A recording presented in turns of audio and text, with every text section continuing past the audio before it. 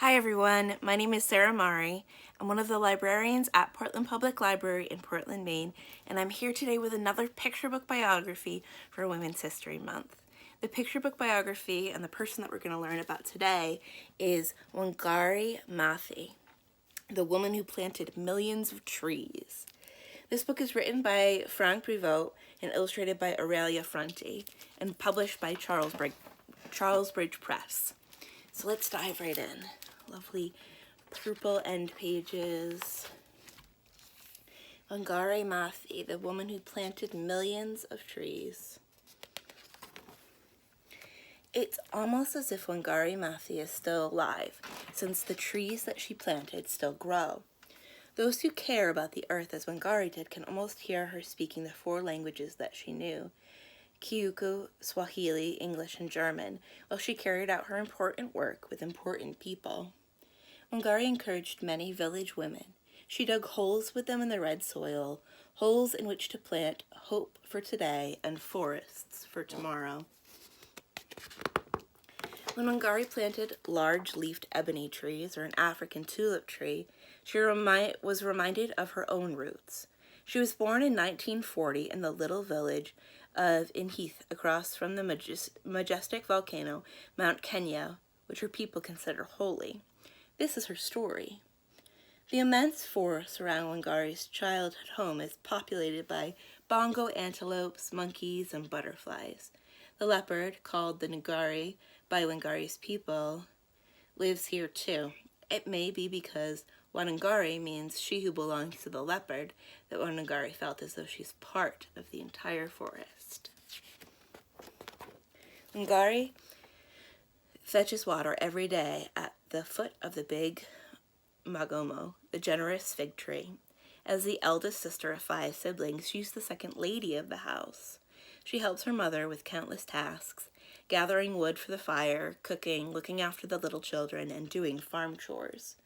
Wangari's mother gives her a little garden. Wangari learns to dig and plant. In the shade of the big Magumo, her mother teaches her that a tree is worth more than its wood, an expression that Wangari never forgets. Wangari's father works for Sir Nyland, one of the ruling British colonists. The British claim the best land for themselves and insist that the Kenyans take Christian names. As a result, Wangari is called Miriam during her childhood. The British grow richer by cutting trees to plant more tea. Wangari remembers the first trees that she saw fall. She doesn't yet know that she can change things with her voice and her hands. One evening, in their little house made of mud walls and dried dung, Wangari's big brother, Ndirtu, asked her mother a question. Why doesn't Wangari go to school? Wangari knows the answer. Daughters must help their mothers before getting married and having children of their own. But without even realizing it, Ndirtu changes things by asking his question.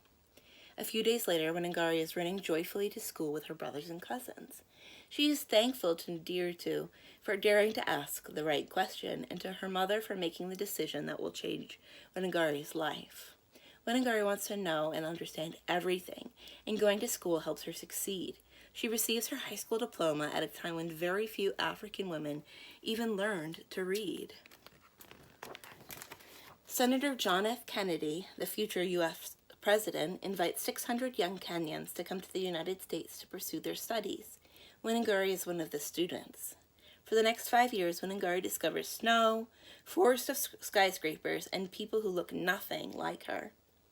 Even cornfields in America are different from those at home. Wangari also discovers that even in a great, free, independent country, some places are forbidden to Black people. Just like at home, some schools are for white people only. During the 1960s, angry African Americans demand the same rights as white people. At the same time, in faraway Kenya, another anger turns into triumph. For more than 10 years, Black people have been demanding the right to cultivate their land and govern their own country. Now they achieve independence from Britain at last. When Wangari returns home, the British colonists are no longer the masters of Kenya. The country is free, but the trees are not. They still cannot grow in peace. Kenyans are cutting down trees and selling them as the colonists did. By using the land where the trees used to grow to cultivate tea, coffee, and tobacco sought by rich countries, they can make more money. Wangari travels to the country to study wildlife and is shocked. Wild animals are rare now. They have fled the chainsaws. Women can no longer feed their children, since plantations for rich people have replaced food-growing farms. Rivers are muddy. The soil has been washed away by rains because there are no tree roots to hold it back. Now, Wangari knows how she will make use of her studies and the people that she has met. She will explain to the world's greatest leaders and to Kenya's farmers that the forest is one of the most precious treasures of humanity. She'll tell them that planting thousands of trees will help change the lives of men and women, black and white, rich and poor, in Kenya and elsewhere. Wangari knows that a tree is worth much more than its wood, as her mother taught her. A tree is a treasure that provides shade, fruit, pure air, and nesting places for birds, and that pulses with the vitality of life. Trees are hideouts for insects and provide inspiration for poets. A tree is a little bit of the future. Wangari wants to shout to the world, but change happens slowly. She doesn't want to wait. So in 1977, she creates the Green Belt movement in order to start planting trees immediately. Traveling from village to village, she speaks on behalf of trees, animals, and children. She asks that people think about the future, even if the present is harsh and difficult.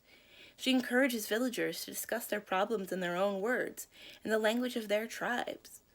Her words travel to villages, into newspapers, and through letters to the Kenyan government, an international organization. She needs to raise money because replacing hundreds of thousands of missing trees is expensive. Wangari creates tree nurseries across Kenya, which she entrusts to village women. She provides the women with a financial bonus for each tree that grows. The government officials who built their fortunes by raising forests try to stop Wangari. Who is this woman who confronts them with a confident voice in a country where women are supposed to listen and lower their eyes in men's presence?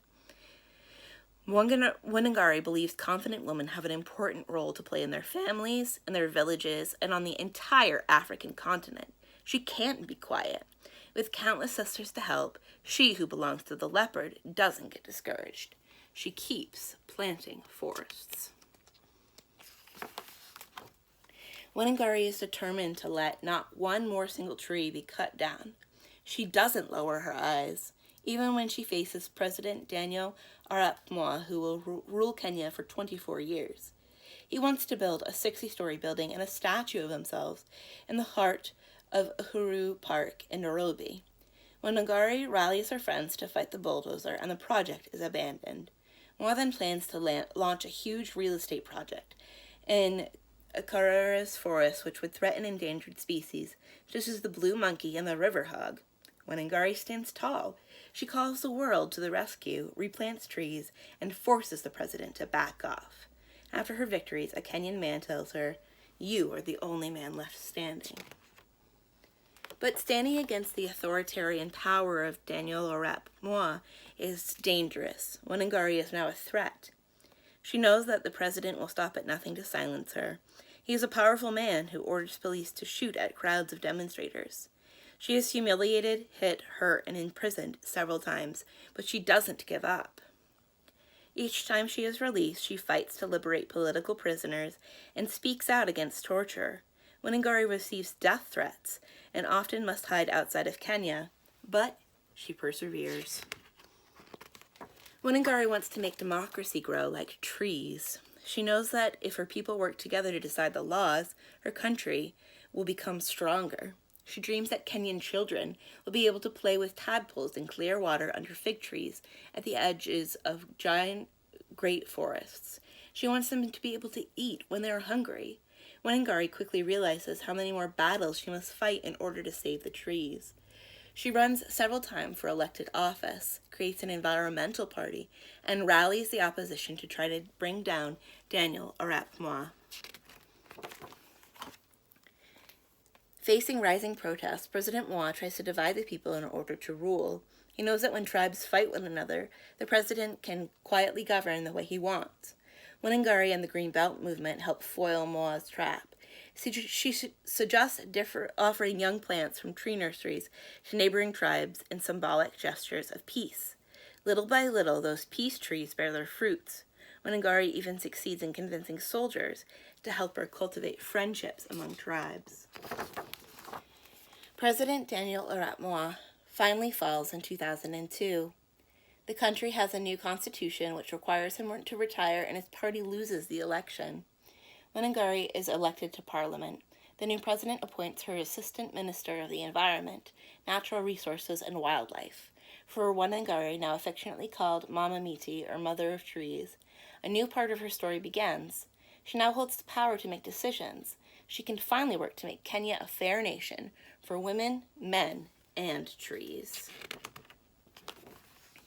Today there are more trees in Kenya than there were when Wangari began her work, and democracy has been established. The Green Belt movement still protects trees, such as those in the Congo Basin, the second largest tropical forest in the world.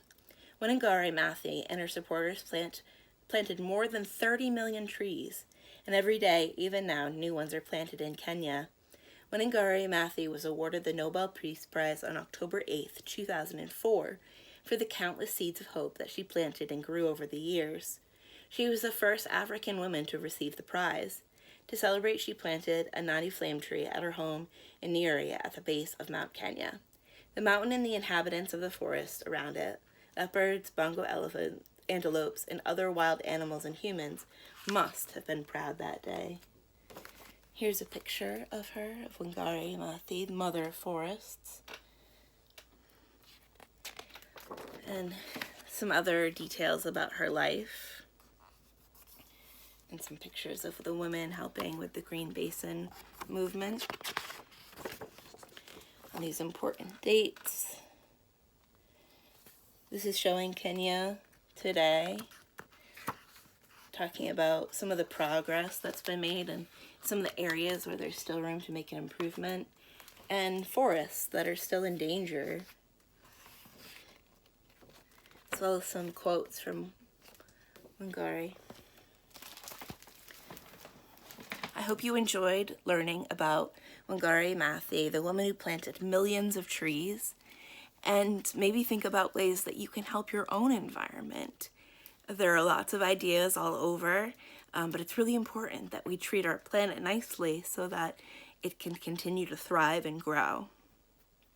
My name is Sarah Mari. I'm one of the librarians at Portland Public Library in Portland, Maine. Thank you for listening, and I'll see you again soon. Bye.